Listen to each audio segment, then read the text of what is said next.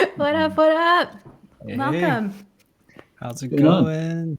Hey. So we're just gonna wait for folks to filter in. It usually takes a moment or two. So if you're here, say hi in the chat so we know you're here. Like to welcome here today JPB, aka Jonathan Berger. Hey, gang. Just wait. You know, gotta figure out the Yeah, mirroring. the mirroring. Yeah, This is It's easy yeah, for it is you. easy.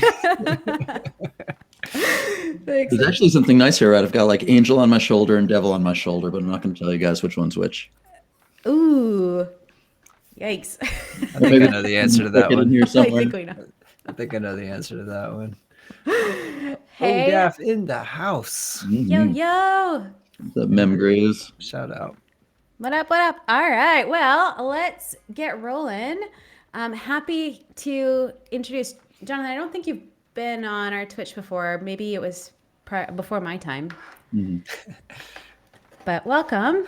Thanks. So, while we're letting people roll in, why don't you give us a little bit of background about you, your role, how'd you get involved with Record Shop? Sure. Okay, so I started life as a designer, and that quickly got me into plenty of trouble, and trouble was kind of product shaped. I'm pretty technical. I do a lot of development, and I found that I could kind of speak both languages. And design is really fun. Design is really cool, but this thing happens, and you might have experienced it in your own life. Especially the more you use technology, the more you start to play that, like, oh, you know, it'd be really cool, like that game. And I learned that product is the word for people who get paid to play that game. So I got kind of excited about that. And I ended up doing a bunch of design work. I've done a bunch of engineering work. It's one of those fields that's kind of new. So it's not like, if you're a doctor or a lawyer, like it's very crisply defined. There are accreditations and classes you take. And like for digital product design, it's just kind of, it's the Wild West, right? It's getting a little more kind of regimented these days, although with the advent of like Web3 and crypto, boom, everything's just like blown up again. Nobody knows which way is up. It's like, it's the Wild West again, which is super fun and exciting for me. But I got involved with Record Shop because actually I've known Obi for a really long time. He was the guy who kind of got me into this style of agile software development. So once upon a time, I had a startup. It was a pretty early fashion tech startup doing e-commerce. We were doing a marketplace for vintage clothes. And I was running this company with two co-founders, my ex-wife and our ex-partner. And all three of us were designers. So as you well know, required by law, we had to create a design shop. When you've got three designers all in one place, people start throwing you work. I don't think people just know that, but that's well, we didn't know it either getting in, but we found out the hard way. Wow. But you know, you kind of like you get a project, you're like, hey, can you help me out with this thing, whatever. And so we pretty quickly formed a studio, and I got to work on this really, really cool project called Spot.us. That was a very early crowdfunded journalism play that was trying to support local journalism in a time when journalistic economic models were just getting blown up by like Craigslist and whatever else. Nobody knew what would work. And the idea was like, let's launch 1,000 ships and see what works. So this fellow, David, hired us to design this whole site. We spent the summer designing the site. And at the end of the summer, he's like, all right, cool. Thanks so much. Great job. Here's your check. Adios. I'm going to go take it to the developers. And at that point, I hadn't really worked with a lot of developers. And the ones I had, it's a lot of like WordPress, a lot of Drupal, a lot of like very regimented stuff. And the word I'd hear the most from them was no. And so when David's like, I'm going off to like take your baby, I was like, no fucking way. Like, I'll buy a plane ticket. I'll go down there with you. I'm going to protect you from these mean, nasty developers who are going to mug you and not be able to distinguish like gold from functionality. So I fly down there, you know, spoiling for a fight. And who do I meet but Obi and his crew? And they were just like lovely and so smart and so easy to work with. And I spent a week down there and I turned around and I came back and I'm like, oh my God, I need to change what I'm doing and I need to work in this manner and I need to figure out, I mean, this is kind of early and agile software development was, you know, fairly well established for engineering, but people really didn't know what to do for design. So the next couple of years of my career were really built around like, how do I take these ideas and bring them to my tribe? So, you know, Obi and Hash Rocket, the team that he formed back then, and Desi, who's done some work on Hash Rocket as well. That was a really critical kind of moment in my career, and I continued to like see him and bump into him over the years, South by Southwest, stuff like that. But then I was talking to Obi not too long ago, catching up, hey, what's going on? And it was like very early record shop days. Chris was here because Chris was like the OG. But one of a couple. it was a small team, and Yeah. I liked what I saw and I jumped in. That's awesome. Yeah. Hopefully that hasn't changed too much since you've jumped in, but we're so glad to have you here and working together. It's awesome. It's the community's phenomenal, the team's phenomenal. The thing, like, honestly, when I first heard about it, I was catching up with an old buddy and I'm like, okay, that's cool, but like, yeah, not for me. I didn't really get the NFT thing, and I didn't really love the idea of building something people didn't really want or need for the purpose of separating them from their money. Like, that's just not in general of interest to me. And what really made it click for me was when he told me a story, and we've since actually shipped this, which is kind of amazing, the Solar Stone Challenge, where you go around with solar and you kind of like but he was telling me the story. He's like, imagine that you're a fan and a collector, and like you got to collect like this card and that card, and you get to spend the day with this artist. And I realized in that moment, none of this is about music. All of this is about fandom, and it's about the way that we as fans commune with the artists, we commune with other fans, and we commune with withdrawal. So that was kind of was a risk cat. So that was kind of this moment for me where I started to see what we're building through the lens of community. And I thought about it a lot. Like, I'm old enough that when I was a kid, when I was in high school, music is like a huge part, right? And it's a huge part of identity. And you would like, you'd have your backpack and there'd be the backpack strap. You'd have those little pins of like the Dead Kennedys and the Misfits. And this is how you'd like signal to the other like five. Yeah, there you go. The other Queen shirt on yet. Right. Like, I think about it a lot like bookshelves, right? Like, you've got all these books on your bookshelf that you haven't read before. And to some degree, a bookshelf is a archiving device for reference material you want to see again later. But there's a real reason we buy books that we don't necessarily read. Sometimes we don't get to it, but sometimes we kind of know in our heart of hearts, I'm never going to read this book.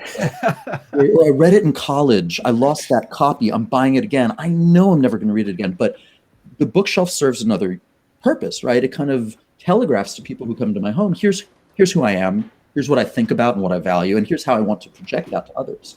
And we certainly do that with our record collection.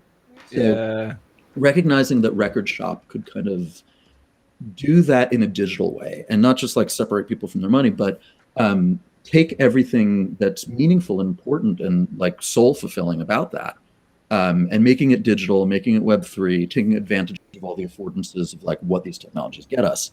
That's where I see the magic. That's where it feels really exciting. Yeah, it's a really interesting parallel between the bookshelf and the vinyl shelf. I feel like they're very, very similar, right? Like, oh, like this was a huge classic. I either have it elsewhere or have heard it 1,000 times and probably won't put it on the vinyl. But this is the one that has like the extra cool cover art with the like booklet that comes out of it and stuff like that. Yeah. Yeah. Andy Warhol, like Rolling Stones, like the working zipper on the record and stuff like that. For sure. Super cool. Okay, good. Can you explain, because you touched on it a little bit right at the beginning, we've had a few more people jump on. What is product? Like, you sort of said it's sort of new and like it doesn't really have a definition, but for record shops instance, what is product? What does your team consist of, and what do y'all do on a day-to-day basis? Sure.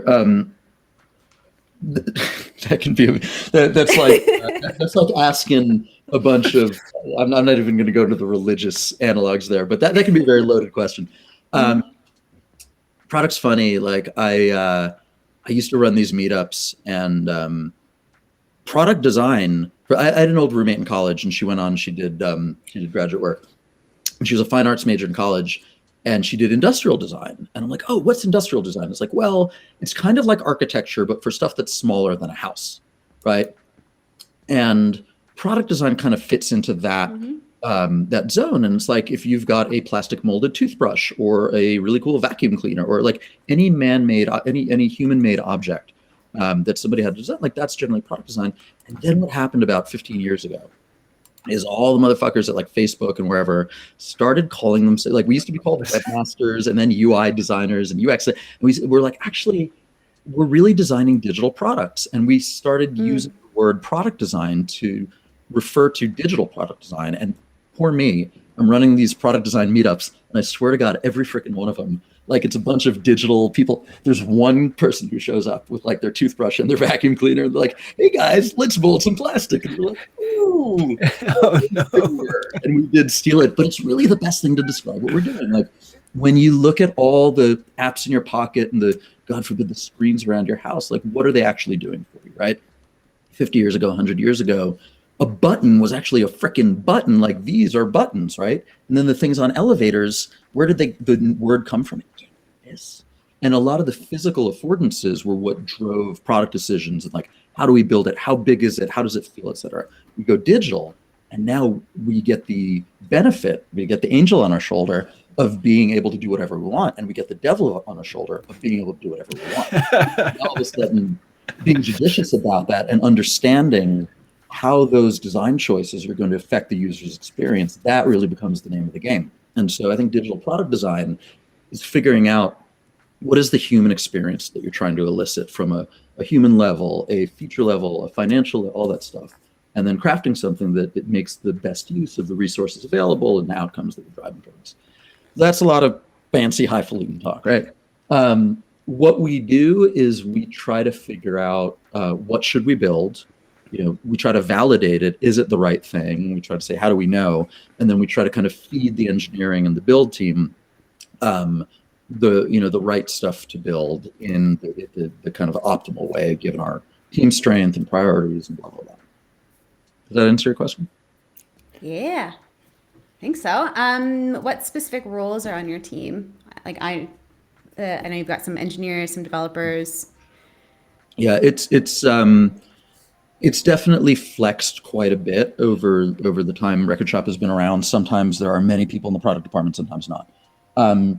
And it's a tricky one because regardless of what the org chart looks like, product really touches almost all of the company in kind of various ways. So as you say, like the core of it, like there's a engineering department and the engineers strictly report to the engineering department. We work very, very closely with them. And often we trust engineers to make a lot of product decisions. We're really, we're a startup. We need to be lean and we need to be mean. And if you're a Google or a Facebook, you've got the headspace, or Spotify for that matter, to throw a lot of bodies at any given problem. We absolutely not in that situation, right? We're doing constant triage. And it just so happens that engineers, for instance, there's a spectrum of people who are really excited about engineering because they want to do very back-endy, computer sciencey, like logical puzzles kind of stuff. And there are people who get really excited about like interacting with people and building. So there's some engineers who really do double duty as product owners. We always want to try to keep some level of accountability going. So even if the engineer is taking the lead on a lot of producty stuff, we always try to make sure, even if it's not a product person strictly, but you want somebody else to like accept the story and somebody else to be there and be like, hold on, did you think about this? And like, oh, this felt weird to me. Like, you don't see it because you've been living with this for the last week, but I'm new to it. So there's some degree of that, but one of our primary jobs is to kind of feed the engineers and make sure that they're never blocked on not knowing what to work on. A big part of that is prioritization and working with a lot of the executive team and a lot of the company to try to figure out, what needs to happen next. What are the hard deadlines? If we don't do it by such and such a date, we're dead in the water. And it's tricky, right? Because you end up in the position of doling out resources, and then people are kind of fighting when they don't get what they want. Who do they blame, right? So that's a very kind of constant conversation and negotiation. I really see product's job as primarily facilitation, right? You got to steward a conversation. And it's a very similar thing to what we do on the user-facing side, like all of our user research efforts and all of our community efforts, which I'm so thrilled with the way community has evolved, in this company, in this project. But as a product designer, I was just like, jackpot, yeah! Like, usually you have to go out there and you have to like work really hard to figure out what people want to know. And we have the good fortune to have a community who, like, they let us know, they tell us. And, the suggestions channel is something that we take really, really seriously. Just interacting. Like I've kept a kind of low profile on Discord, but I read it quite a bit. I've definitely slowed down from the early days. I was like on it nonstop. But being able to kind of champion the user and make sure we're doing our best to hear what people are looking for and hear what hurts and find ways to fix it, whether it be by technology or by policy or by design. Like there's a lot of different ways to solve some of these things. Like those are kind of, I think, the core concerns of product. That's cool. I mean, it kind of sounds like there's some project management involved with it too, right?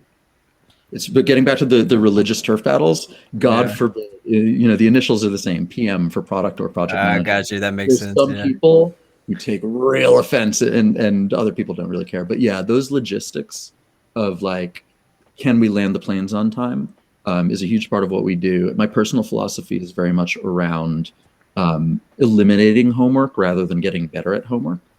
It says that we're missing a connection and standby we're restoring. Can you guys hear me? Yeah, things are good on our side. Okay. So some product designer threw a overly scaredy warning in there.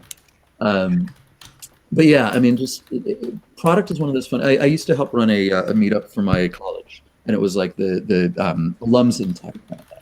We looked around one day and we're like, man, it's a liberal arts school. There's not a lot of engineers. We're like, it's not like lawyers, like media lawyers, and wow, a lot of product people. And we kind of had this moment of like, oh, that actually really tracks, right? Because liberal arts is, it's about being like a mile wide and an inch deep. And product really benefits from that outlook as well. You need to be able to talk a lot of languages and see a lot of perspectives. You're probably not the expert in any one given thing. And so that kind of becomes a fairly consistent like profile that you find of product people. Makes sense. Well, first I just want to say thank you, Team Balling, for the cheers. Thank you. And I think I want to throw it over to Chris. I think we got a little announcement for some of our OGAF. Yeah, don't want to cut our Jonathan spotlight short here. But the product team has been working on something really, really hard that we want to share with our community. Something that maybe some of you have heard a little bit about. But basically, we've started our alpha for the Record Shop app. And we're going to open that up to OGAFs. So we have 300 seats available for the Record Shop app on Apple. So we're going to start giving that out to our OGAFs. By the end of the stream here, I'm going to put together a little email. Well, it's already assembled, but I'll send it out. I'll pull the latest list for the OGAF, and you'll all get a personal invite to join us there.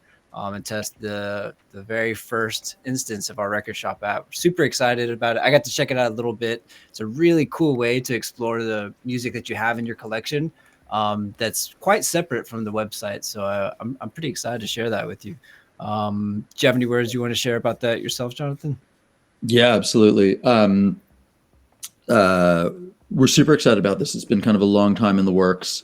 And our goals for the mobile app, for the iOS app, are pretty specific right now. Record Shop is different from, say, Top Shot in that you don't generally take a bunch of your favorite basketball moments and clean the house to them, right? You're not going to go work out your best like James Harden, right? Music is really special, and listening to music is such a big part of our lives in so many ways. We haven't really had a good way to do that. You can kind of like go in and sample a song. You can like kind of get the web player going. But we knew that you listen to a lot of music on your mobile, and whether you're in the car or in the gym or just, commuting around the house, whatever, if we could get a good music listening experience onto the phone, we believe that we can unlock the promise of Record Shop that involves being a good music listening experience, discovering music, holding on to the music that you really love. Like my long-term kind of like dream, except like I'll know that we're done and we've succeeded when we start hearing people go like, oh yeah, you know what? I used to only listen to Spotify, but now it turns out when I go to the gym, like all my favorite music, like I've got this really great workout. I've got these really great workout mixes on my Record Shop. And so I just hit that, and I haven't really touched Spotify, but we're never going to replace Spotify or infinite music library in the cloud. That's a different product. But our product is I push a button once, and it's got like the right jams for this specific context, right? It's not going to do everything, but clean the house, or I'm doing work and I want instrumental music, like all the context in which you listen to this kind of music. So that's what we're trying to build the app for. And in true agile style, this is like as bare bones as we could possibly make it. We tried to really just like focus on what was important. So it is real gross. It's real scrappy. I want to give a shout out to our engineering team, in particular Andy, who is awesome, worked his ass off on it, did a great job. Cheers, cheers, cheers. Yeah. And one of the things he's so talented at is there's no fluff. It's like we're going to use all of our horsepower for the things that we need to do. So you cannot do much. You can sign in, you can look at your music, you can see, and this is critical, you can't really do this on the website yet. You can see your music not by collectibles, but by tracks. So take all your collection and then forget about which cards they're on and just see the individual tracks. And so you can play those tracks. And right now, all you can do is you can add them to your play queue.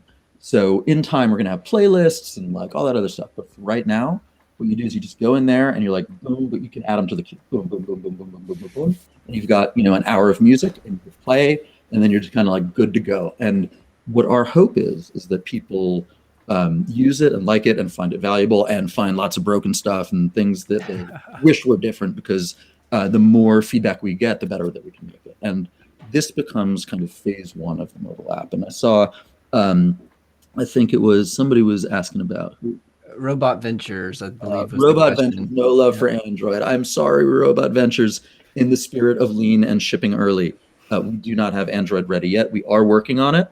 But right now our goal, as much as we love you all and want you to have a good experience, our goal is not experience. Our goal is learning. And our goal is figuring out like, what do we need to do to this app to kind of get closer to that idea of like, yeah, this is my go-to when I want to listen to, this kind of music in this context. So first step is just putting it onto your phone. Yeah. Yeah, and one more along those lines. We've got some more good news for OGAFs. There's one more thing that our OGAF's been asking for a lot, and that is a private Discord room.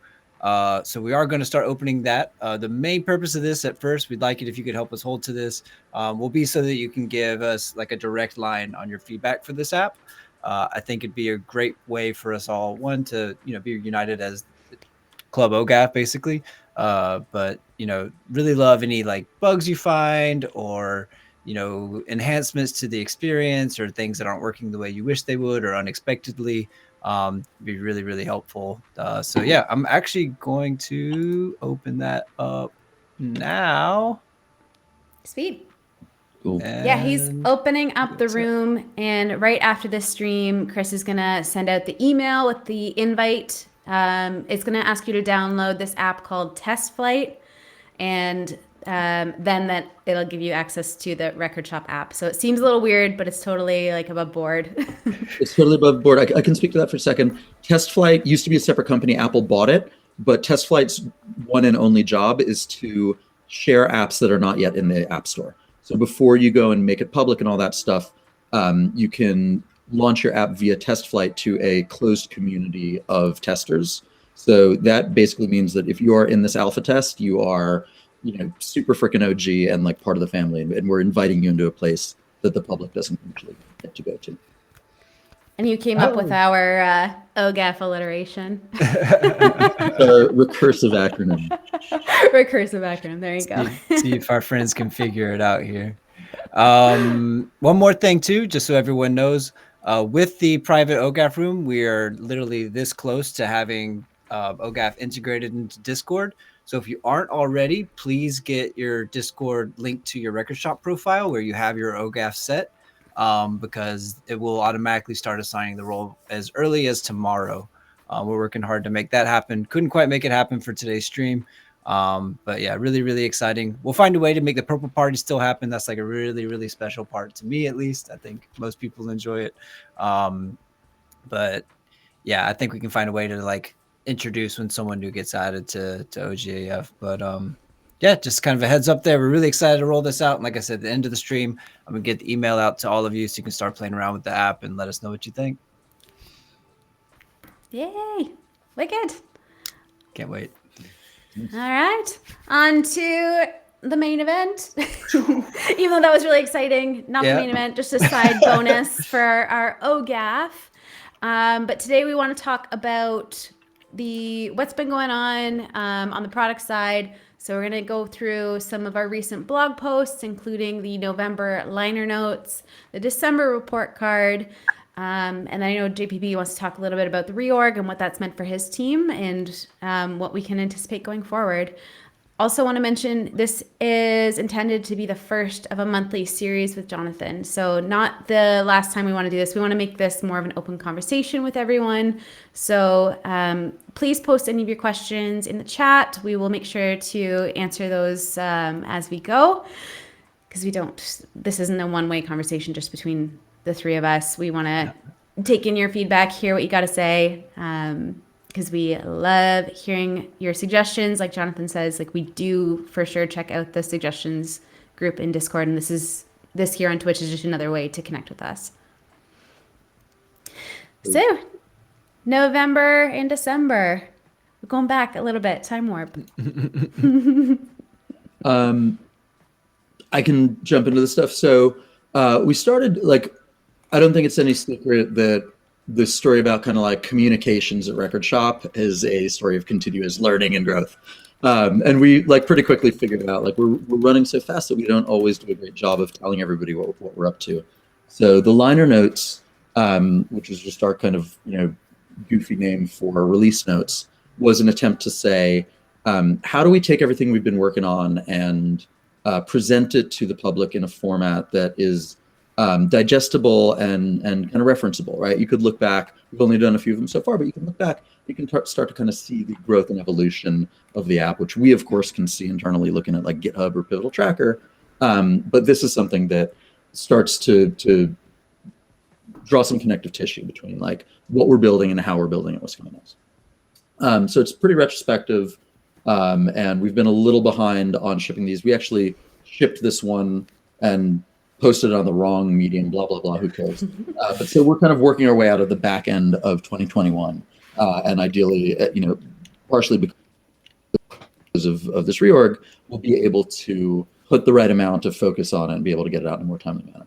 But anyway, we could kind of like go through the list of things that dropped in November. We've got a December liner notes draft that should come out soon. But the rolling out KYC. We'll talk a little bit about withdrawals soon, but KYC is a critical piece of that, and obviously that's a big issue for the community. It's a big technical, it's just big every which way, I think. So burning, which now feels like it's been around forever, was a long time coming and a really big deal when it dropped. I think it's been a little bit of a head fake in that the full, like all the pieces of the puzzle or a certain number of pieces of the puzzle need to be deployed in order for this game and this economy to really kind of click and work. And we don't have all of them yet. So there's some degree, I think, of people going, why burning? Like, why should I burn? Like, okay, there was a contest where it made sense to burn. But the fact is that coins are our in-game currency. And there are a ton of uses coming down the pike for them. So I know some of you are like sitting on coins and kind of feeling like, well, why did I bother? What did I do? Be patient. Like there's a lot of really interesting stuff that happens that we can't do without some flavor of in-game currency. So being able to kind of open that up was a really, really critical move for us. The leaderboard, we talked about a little, is one application of it. The other stuff on here, right? We started doing some kind of quality of life tweaks, or as you see now that we launched the mobile app, we've actually been working on audio stuff for quite a while. We've got other the thing about, I want to divert for a second. The thing that I'm so excited about the mobile app is like, right now it's just an audio player. There's so much cool stuff that you can do with mobile. And especially like COVID notwithstanding, as we get back into the world and as music fans, we go and congregate at party, like record stores, Starbucks, whatever. Like if you could walk into a coffee shop and have your phone buzz if another record shop fan is in the room, you don't know who, right? You don't, but there's some kind of privacy concerns and just like social weirdness creeping, but just being able to the same way you would see somebody's got a Dead Kennedys pin and you're like, that's one of my pins, that starts getting really interesting. We can't do that on the web app, right? We can't realistically do that on desktop hardware. So just getting the app in your pocket and getting people to start to walk around with it is super freaking exciting. So let's see, we talked about that stuff, the wristbands for priority. Let's get creepy. That's that can be a fun game too, but we're gonna need to do it consensually and with good taste. Yeah. So the wristbands, a lot of our creator partners, they've got these fan bases that would be terrifying knowing that there are others in your house. It's true. Being able to work with artists in a way where their fans are kind of served first, something that's really, really critical to a lot of the creators. And so wristbands was a really kind of pivotal step towards that. We did some UI improvements. This whole Shopify Michigas is not super exciting to talk about. It's kind of frustrating from a product point of view. Thanks, Finn.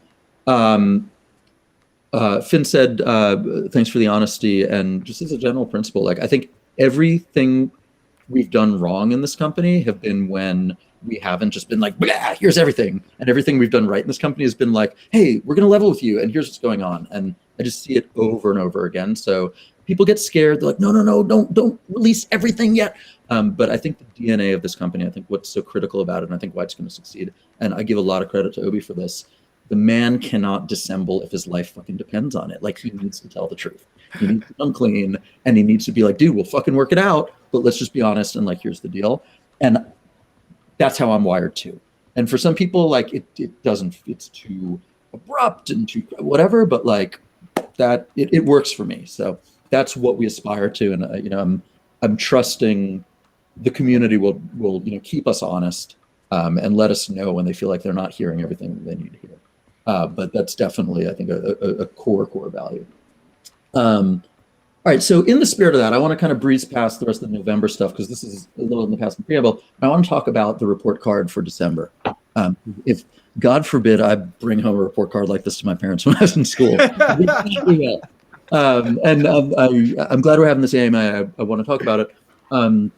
But the point that I really want to make is that roadmap is a word and a metaphor that I hate for this sort of thing, because a roadmap, Eric Ries has a nice definition about a startup. He says, a startup is an organization that exists in conditions of great uncertainty. And a roadmap, as I see it, is a tool for getting somewhere that you're certain you want to go. And there's a big mismatch there. We're not certain where we want to go in terms of like, what does the fully operational battle station look like? We know where we want to go in terms of the outcomes we want, how we want to make the world better for artists and for fans and the way they communicate with each other. But what feature do we need to build next to do that? There's a lot of reasonable suggestions, and some are going to prove right and some are going to prove wrong. And to call that plan a roadmap, I think instills like a false sense of certainty about it. So I want to call it like an itinerary or like I always think of, if you look at those old like, freaking Ponce de Leon maps, it's kind of like Europe and an ocean and there be dragons. And we're like, no, we're going in that direction. We're headed to the dragons. We're not quite sure what it is. And we're really excited to figure it out. That feels about right, actually. Yeah, but I think it's a little wordy, right? Roadmap is just so pithy in terms.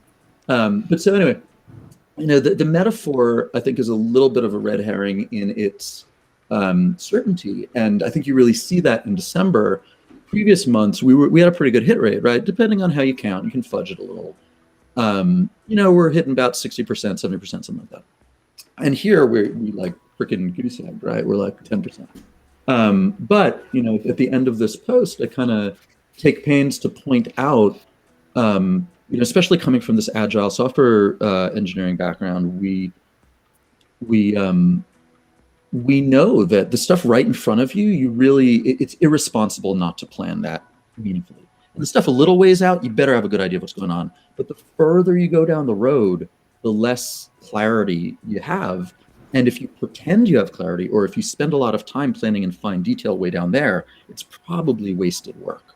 So when Obi wrote a roadmap in August, and the predictions in December were way less on target than the ones in September, like, that's okay with me. That kind of passes the smell test. I don't want to evade responsibility. I want us to be accountable. But I also want to be really clear-eyed about the fact that whatever we say we're doing now, the things we're going to do a month from now are way better informed than a year from now. And we can have an honest conversation if we all understand that. I want to I want to do our best to contextualize that, because I don't think it does anybody any good to like wag your finger and say like, oh, this thing on the roadmap you didn't hit and it's way out there. It's like, I would have told you, and I'll tell you again, that the get, like, we might not hit, that's more of a guess. It's the ones right in front of us that you can put your money on, and the ones farther down the line, as we get closer, we will give you more meaningful and detailed and kind of stronger commitments about what happens.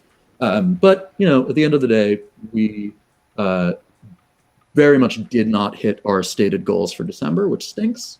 I'm really happy with the project and where we landed, so I'm not really crying about it, but I'm very grateful to have an opportunity to talk to people about it. And I'd love to hear from you all. Like, does that smell funny and I'm trying to sell you a bill of goods? Does that kind of map with what feels right? Like, do you guys have questions about the roadmap, what's coming, what happened, blah, blah, blah. That's kind of, it's called Ask Me Anything, so that's what we're here. Well, I can probably foresee one question that's going to be coming. We can maybe just get out of the way. It's been asked already. Maybe as a joke, maybe it wasn't. When withdraw, and I think maybe you can give us a bit of an explanation. I know you were telling me a little bit about the tracks of work that you're planning and the focus that'll give your teams. So pass back over. So withdrawals are moving along. We are, as many of you probably know, I don't know what you want to call it, but we're in a kind of pilot program where we're doing a lot of stuff manually. And the goal here, I mean, part of the goal is to, you know, do withdrawals for a number of people, but the goal is to learn, and the goal is to kind of figure out what do we need to do and kind of work out the kinks manually before we invest in automating it. So that's in flight right now. I've got a blog post in the works kind of detailing this more, because one of the things that I've been seeing one of the things that I've been seeing, or one of the impressions that I'm getting, is that some of the frustration around withdrawals is that we haven't done a good job of being like, this is what the job looks like. Here's what it takes. This is what withdrawal means from the beginning to the right. Know your customer all the way through, you know, sending you your tax documents at the end. So I'm planning on dropping a blog post in the near future, just detailing kind of what we see as the work to be done. And then from there, we can talk a little more about like how far we are, which parts we got stuck on, what we're planning on doing. We might hit our targets, we might miss them. But right now, I feel like some people see the edifice of withdrawals as this. Some people see this, some people see that, some people see this. And until we can at least kind of share an understanding of what we're talking about, it's going to lead to a lot of frustration and confusion about me. So I think just getting a little more aligned on what that's supposed to look like will help, at least with the communication side of it. With the doing the work side of it, I can freaking guarantee you, and you know, Chris and Redbird know, people are working their asses off on it, and it is a top priority. I don't know that we could move faster, possible. I don't know if we should move faster given other competing business priorities, but I can tell you it is not, it's not being left on the sidelines, it's not being left on the back burner. It is by its nature something that has a lot of integration points and a lot of dependencies on other partners, banks, Circle, blah, blah, blah, blah, blah. So, you know, I think getting KYC out, like I was really excited about that. Whoop. I lost you. And I actually pushed to, go ahead. Back. You lost me? Yeah, just for a second. Oh, so I was talking about the KYC functionality and how that was like a critical piece of withdrawals. It has a lot of outside dependencies. And I was personally thinking that we should slow down the rollout because I didn't necessarily see that there was enough user-facing benefit to KYC to drop it when we did. And we did drop it, and I think it was the right thing to do. And I think one thing that I hadn't recognized at the time was how literate this community is around how KYC plays into the overall withdrawal picture, and how they could see that that is one of the necessary steps we need to take. So there's a lot more like that. We're working on it. We'll post kind of a little bit of a KYC roadmap soon. We were talking about roadmaps and certainty. In this case, a roadmap is a fairly reasonable metaphor, right? Because we are certain about what withdrawal looks like and more or less what it takes. There's some gray areas when it comes to like jurisdictions, but we've got people working on that and figuring that out. Right? The short answer is the reason withdrawals is critical to Record Shop as a business and as a community is when withdrawals are a fully operational battle station, nobody can come to us and say this is a rug pull. Nobody can come and say you don't trust this, you don't put the money where your mouth is. And so we're super, super excited to be able to kind of stand on that plane, because a lot of projects don't have that. And for what it's worth, and I have some internal conflicts at the company, because I can be a little louder sometimes about this point, but like I get frustrated a little when I see, people on my team getting dunked on around withdrawals, because it's one thing to look at what's going on, but you look at somebody like Top Shot, who are kind of like leading the charge, and when they were our age, we're farther along than they were at this point in time. So I don't want that to be an excuse, but I do want to get credit for the fact that we're busting ass and really smart people are making a lot of progress on it. And I know that doesn't, negate the frustration, and I see the emotions, like I understand, but the fact is I think we're doing great work on it. We're moving more or less as fast as is possible. And when there are, things we can do to move it faster, we'll absolutely do them. No, that's a good point. I think one of the frustrations, at least that I see a lot, right, is that it seems like such a simple thing. So I think having that kind of blog post you're mentioning will help a lot. Even for me, right? Like I'm used to my bank or any other platform where I have money. I just say, just move my money here, which seems like a very easy thing, but I don't have any insight to what that looks like on the back end. And a lot of those platforms probably have lots of people that have to sit there and move documents and make approvals and things like that. With that example, like moving it in your own bank from one account to another, like, yeah, that's pretty easy because you're not crossing any. I mean, I blame Osama bin Laden because a lot of this KYC stuff came out of post 9/11 security. We need to make sure that people aren't money laundering here, and particularly with crypto, like that is a real concern. Yeah. And it's one that we ought to be responsible about. But yes, it's super freaking frustrating when you come in, you get excited about a project, you spend a lot of money, and then you find that money is locked up. Like that sucks. There's no sugarcoating that. Mm-hmm. Mm-hmm. Well, and I find it funny, Chris, just that you mentioned banks, as if like banks have been around for a little while. And I don't know how rampant e-transfers are in America. In Canada, we've had e-transfers for quite a few years now. And seeing the progress that has made, it's been really slow but steadily improving. And again, these are institutions that have been around for like decades, and they're just making it really easy to send money to each other. So interesting. Funny you bring up banks. Yeah, no, I mean, it's a new expectation, but it is the expectation. Relatively new expectation, but it is the expectation, right? Yeah. That money don't disagree where it should be. Yeah. I mean, without getting off on a tangent, I used to work for a bank, and I used to work for Capital One. I was, the technology that drives a lot of what we do every day, and like the money that we get, it's 1970s mainframes. It's mental. Like if you see the letters ACH, you can almost be guaranteed there is like a machine the size of a room somewhere going clankety, clankety, clankety, clankety. Someone's turning it with a crank. Gotta go get the database running. That's why crypto is here. That's why people are so excited about all this newfangled fintech nonsense. But anyway, enough with the banks. I think if you do have any more questions about withdrawal, pop it in the chat. But I do want to scroll up a little bit to some of the questions that we missed. Finn NFT asked, are we looking to expand genres anytime soon? I don't know if that's something you can, I know it's not really products area, but it's an interesting meditation on what is product, right? But yeah, as far as kind of business roles and responsibilities go, it's not really in my wheelhouse. I think right now we're focused on our partners, and we've got a ton of partners that are kind of waiting in the wings that we haven't been able to ship their cards yet. So I think getting through that backlog is obviously going to come first.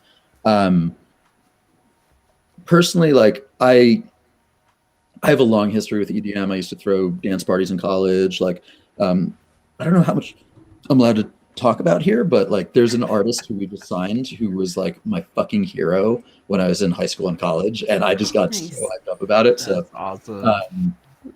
So yeah, you know, EDM is such an interesting genre from the product perspective, because you know, you could start with hip hop, or you could start with classical or jazz or rock or whatever, and each of them are similar in certain ways, and each of them are kind of, you know, unique in their own way. And I think one of the things that's characteristic about electronic dance music is how many microgenres there are and how kind of balkanized it is. And it almost feels like, in a way, we're getting a laboratory of every, like a fractal version of every possible genre anyway, because we've got like the Black T-shirt kids, and we've got like the Candy Ravers, we've got, you know, just like all of these, in the same way that in a greater music universe, all these different cultures, you know, they kind of like butt up against each other sometimes. They borrow from each other. Johnny Cash puts mariachi horns on Ring of Fire, and like you've got these really interesting mixes and crosses. Like we get that too, but it's also confined within this like narrow genre of dance music. So short answer, other genres soon, not that I know of. Longer answer, you know, what a rich pageant we're in right now. You know, like, I'm not bored yet. So, but I am totally looking forward to. Like I was threatening to play ukulele in the air before. So there's definitely some. I don't know if does anybody do dance music with a uke? I was gonna say we need to get you an e-uke. I'll work on that. Yuck. Electronic ukulele music. I don't know if there's a big market for that. We'll find out. Another question from earlier regarding the December roadmap of what was missed in December. What are the things being prioritized now? So I can speak a little bit about kind of Redbird alluded to a shift in the way that we're thinking about product. So I can talk about some of our kind of product focuses. Let me just like run through this real quick. Top one, public player profiles and showcases, huge priority. Definitely coming soon. KYC AML required for account creation. Honestly, I don't know. I think that's going to be driven by near-term business concerns. Like right now, we've got all the pieces of the puzzle. It's just a matter of like when is the right time to plug that in, and I expect that will be a business concern that has to do with like, oh, bot attacks, or oh, better withdrawals, or whatever. Let's make sure everybody's got KYC, and then we wire it up to account creation. But there are UX factors there too, right? You want to make it easy for people to come on board without too much friction. And if we make you do KYC, obviously it slows that down. So there's a push and pull, and that's more at this point, I think, business than technical. Speaking of friction, can you just again remind us what's KYC and what's AML? Yeah, KYC is know your customer. Why? AML, anti-money laundering. So this is the financial regulatory regime that kind of came in. I'm going to drop the 20-year-old geopolitical references. Cool. So withdrawal we talked about. We're moving as quickly as we can. And that's already being piloted, and we're going to basically, I think of it as like concentric circles, right? We've got a small circle of manually handled pilots. We're going to do a bigger circle, probably still, you know, part of the population, and then automated for all of the population. You know, keep checking in. I'm sure we'll have no trouble being reminded. Keep checking in to see what this is. Significant change to how drops function. That's the one that we said we nailed. Okay. Additional clarity regarding the metagame. That's okay. So here's how I look at it. When you talk about, and there's this moment like a while ago, Obi, he got really frustrated, and then he had this like articulate. He's like, okay, I know how to stop being frustrated. I have a way to talk to you folks about like what we're doing. We're not building a website. We're building a game. So everything you think you're doing, I know most of you are very talented at building websites, stop doing a website and think about a game that has a web client, because ultimately we're in the website phase of it right now. Top Shot is a website, but really this ecosystem, this community that we're building, it's a lot bigger than that, right? That's also part of the reason why the mobile app is super exciting and important. But the way I think about that is like, we talk about Record Shop, you know, it's got kind of like an element to it, which is like Top Shot, but for dance music. And then we've got an element of it, which is I was talking earlier about my success criteria is, oh yeah, I used to listen to Spotify all the time, but I've been really like when I work out, I'm listening to Record Shop, right? We believe there's a problem with the world, and that problem is artists can't get paid for recorded music. And we believe we can fix that problem if we can build an economy and an ecosystem and a listening experience that helps connect fans to artists. And I think this is a critical part of it, and I think that that Spotify angle, that music listening angle, is a big part of it. But then, what comes next is when you think about music and you think about being a fan, and you think about the fact that like I'll go to my drum and bass shows, but I'll also go to my ukulele show. Like as a person, I've got a lot of different facets to my music listening experience and playing experience and fanships and code switching, right? And all of that, well, shit, that's just a fucking big game, right? And when people talk about the metaverse and the musical metaverse, and we want to be the kind of entryway to the musical metaverse, that's what I'm talking about. I'm talking about that like backpack strap that's got the pins of my different band. Oh man, I'm not going to a punk show. I'm going to a hip hop show. I'm going to get beat up. I'm going to put on, take those pins off.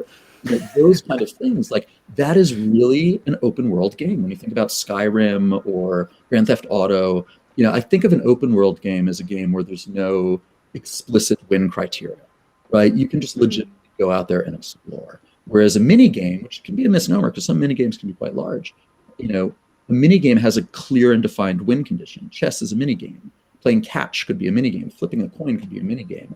And so we don't have the money or the runway to build a guaranteed successful open world game, right? That's like a AAA $100 million, like that's a massive undertaking. But I believe that what we can do is build a stack of these mini games that kind of reinforce each other and build out the experience. And you know what? That really maps to your music fandom experience, right? Because first you like try to become the coolest indie rocker in school, and then you get really into ukulele and you're kind of like learning about this stuff, and then you start going to shows and you don't really care about the music. There's all these different ways you can play music fandom, and you don't have to do all of them, right? You can just like pick and choose the ones you like. So we are building those games. One game, each challenge, I would argue, is a mini game. The act of speculating, buy low, sell high, that's a little mini game. There's all these other mini games that we've got kind of in the hopper, and some of it's just a function of resourcing and when we can rebuild it. I'm going to let the cat out of the bag a little bit. Something that I'm really excited about.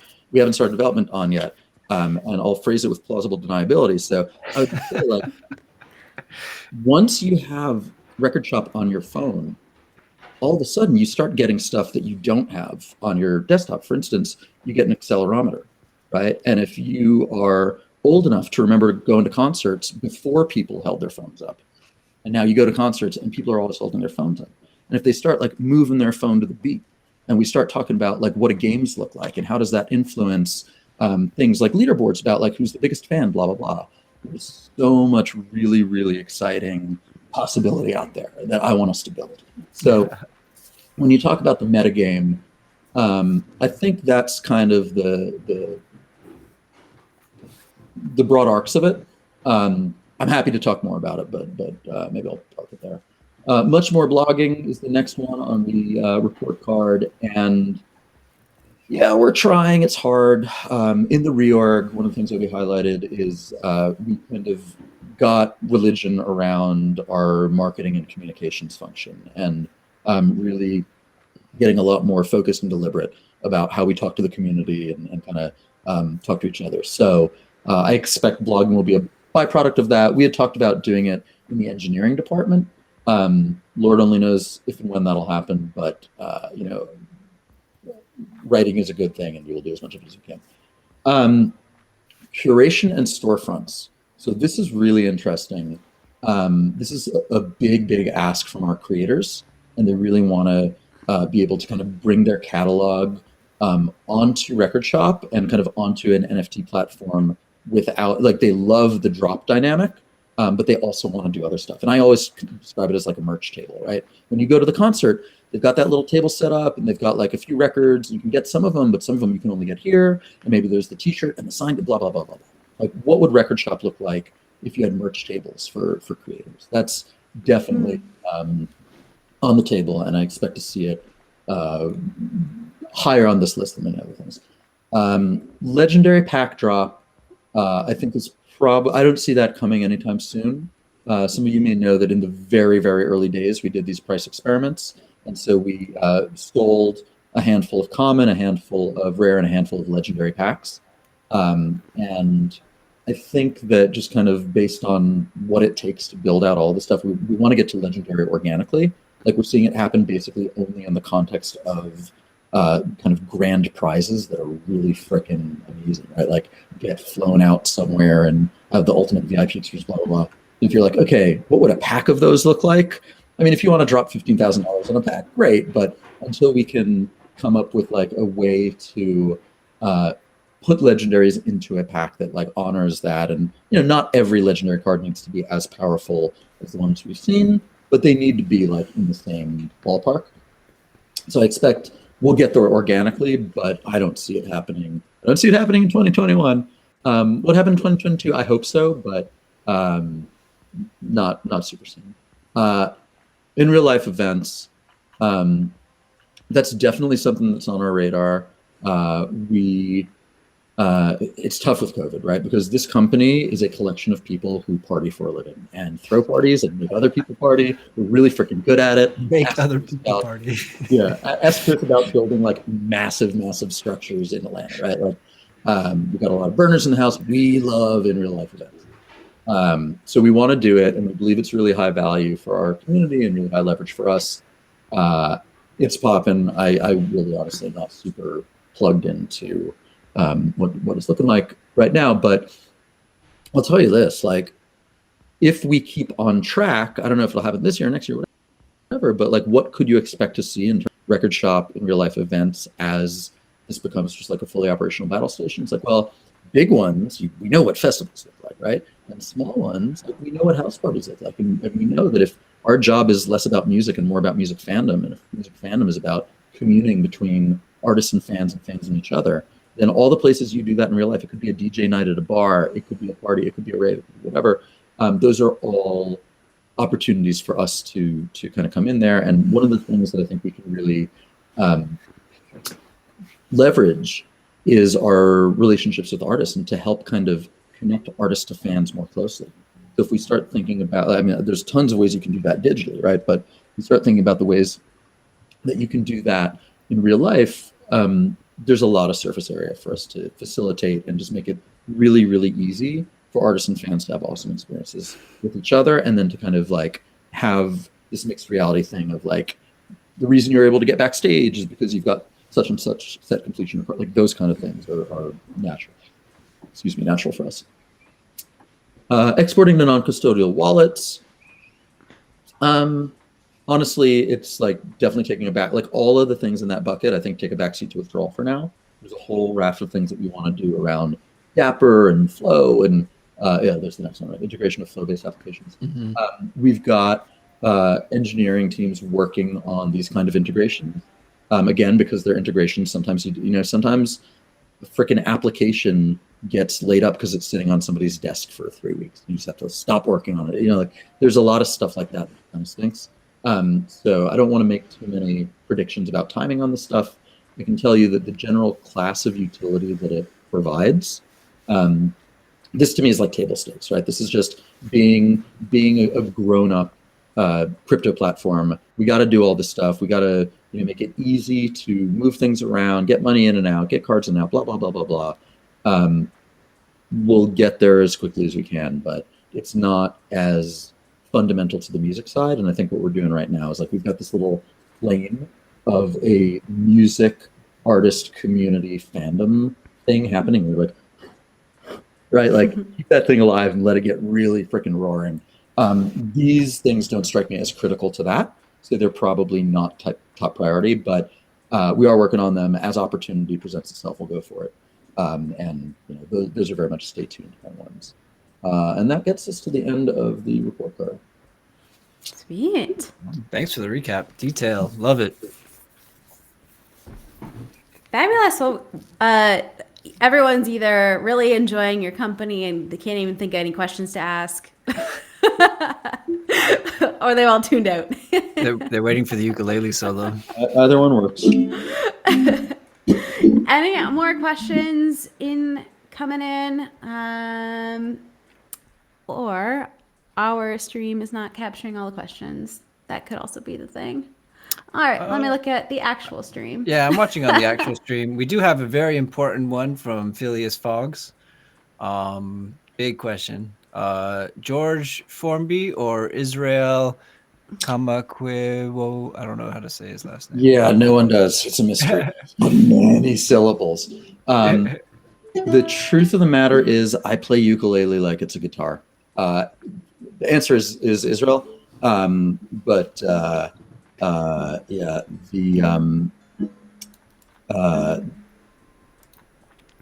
I kind of came into uke from a lot of like Appalachian stringed instruments and stuff like that. And honestly, what happened was I realized that this thing is tiny. And when I play guitar, it's like in between me. Like Chris has a guitar in the background. If you were sitting next to us and he had the guitar, it would be like, you know, but the uke, you can socially just like, hey, blah, blah, blah, and you play and you get it. And I just freaking loved it. So I do a drop tuning. So it sounds more like a guitar. And I just noodle around on chords. And, those guys, the people who really know how to play a uke are freaking phenomenal. If you haven't checked out some like really solid YouTube ukulele videos, it will blow your mind. There's a kid named Jake something that does Why My Guitar Gently Weeps, and it's freaking magic. Not as magic, though, speaking of purple parties, as Prince doing the guitar solo on Why My Guitar Gently Weeps at the Rock and Roll Hall of Fame. Have you guys seen that? I don't think so. Okay, next purple party, can we please screen that one, because it's one of those things where your brain just melts and you're just like, I did not know that was possible. And it's freaking Prince, and you kind of know in your head that he is the best there ever was at everything. But when you see him do it, when he's leading this band that's just like all stars, it's freaking Murderers Row. It's like Tom Petty and Jeff, what's his face? It's so good. And then Prince just freaking annihilates all of them, and they're just standing there and they're watching him, and they're just like, I'm so blessed to be in a world where it's fabulous. Did we just have somebody turn OGAF in Discord? I see somebody posted their set, or is that just from OGAF.club? Can't tell. Oh. T-Man says he just completed OGAF. So if T-Man, if you're in Discord right now, or if you're listening in, post your full screenshot and we will turn you OGAF. I did see we missed a question from Mem Grizz. Mm-hmm. So let me bring that one up. What about the rollout of source info to allow others to build off, like is done with Top Shot, Live Token, etc.? What is a rollout of source info to allow others to build off? Okay. So I take that question to mean kind of like, what are we doing in terms of ecosystem and expanding? We've primarily done that through non-technical means thus far, like Redbird being a great example, having crowdsourced a spreadsheet and kind of like built community around that. I honestly don't think that we're going to be able to prioritize that in the near term. We're focused on a few things, withdrawals. We're focused on a variety of kind of like flexing oriented features like player profiles and playlists and showcases and stuff like that. We're focused on a top secret project that is the one thing that I cannot talk about, but I'm super excited for. I mentioned we're doing some integration stuff. We've got some other kind of like housekeeping. We're putting a focus on kind of first-time user experience, onboarding, that sort of thing. So integrations into the larger ecosystem, I think, are probably going to be more of a like business and community concern in the near term than technical integrations. If there are, really kind of natural ways to do that, then we're certainly open to it. I'm watching JPizzle88 saying, can you integrate into Top Shot, for example, each pack opening can contain a random sample of a track from a card. We have talked honestly a little bit about, we're pretty tight with a lot of the Dapper and Flow folks, and like, we kind of wouldn't mind being DJs for that whole community. So things like that are maybe possible. As you may know, we did FlowFest not too long ago, and that was like obviously a big integration point with all those others. There was some overhead there. I think there was a lot of just like figuring out. It was a big endeavor. There was a lot going on. It got a little messy sometimes. I think we want to focus on kind of our core competency and what we need to do, which is make an awesome record shop. The places where we can kind of like lift off of Top Shot and integrate there and freaking DJ the house parties, like yes, please. But in terms of engineering heavy integrations, I don't expect that that's going to be top priority in the near future. I will say, even though we're not doing technical integrations, what Jay Pizzle just posted, Chris and I were literally talking about something to go sort of along that line earlier today. I don't really want to get into too much detail, but there might be a Record Shop Studio event coming up that has something to do with that. So more details to come once we figured it out. Really excited to share that one.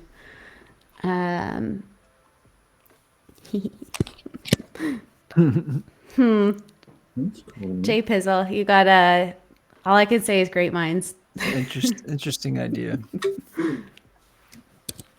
So let's see. What yeah, it does seem like an opportunity, that's true. So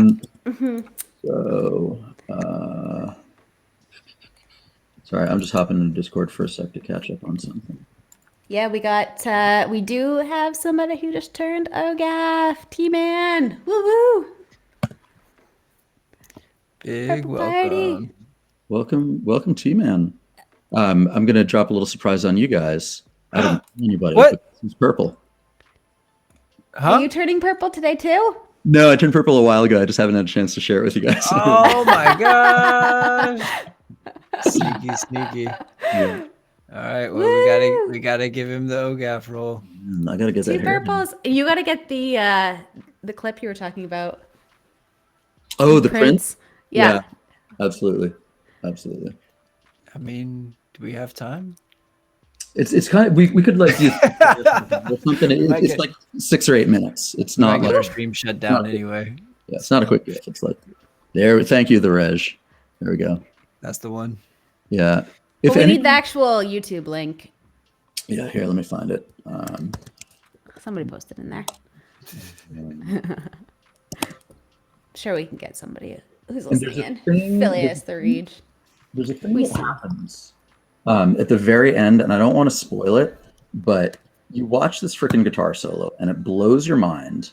And then this thing happens at the end, and you're just like, did I even see that? Like, what freaking planet am I on? And it's very nice. All right. Well, I think I got to go watch that clip now. Not seeing any new questions rolling in. This has been great. Somebody mentioned earlier, I think Rezcat, that this has been great. It's awesome to have you on. Like I said, we want to do this monthly. We want to have you on more regularly. I think that'll help keep you accountable for your blog posts too. Yeah, Make sure you're keeping those updated. This is what I mean when I say I don't like homework.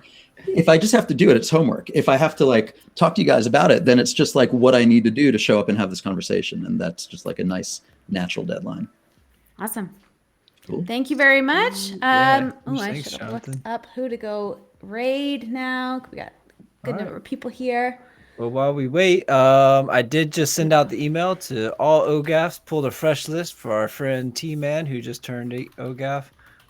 So you all should now have access to the Record Shop Alpha app.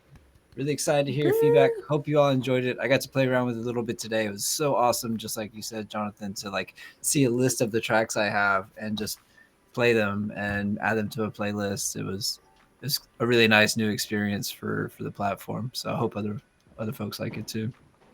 Yeah, awesome. And as we start building up this mobile app, like that's got its own backlog, right? We're going to start hearing feature requests for that. And I really thank you guys so much for having me on and listening to me yammer. Any stories that you can tell about like, oh, I used the app and like it really freaking like bombed out that, this stunk, or like, oh, I went to work out and like it was so great when I got to like all those real life stories, all those anecdotes and examples. Those are the things that help us build better products. So please share them in the Discord and looking forward to when D&B. That's a great question. I know we've got some exciting artists signed in D&B. I think the difficulty always is like getting a nice collection of content together from several people to make sure we can put something good I together. think the question is not when, but like which first, like withdrawal or DNB, which one comes first?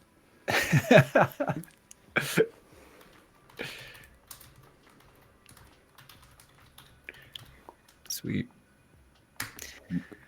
All right, let me get the raid started so we can all head over in a few seconds. Thank you so much, everyone. Make sure you are following us, you've subscribed. Lots of love. Let's go check out DJ Miss Shelton. Bye. Awesome. Thanks so much, Jonathan. Thanks, everyone. See you soon. Adios.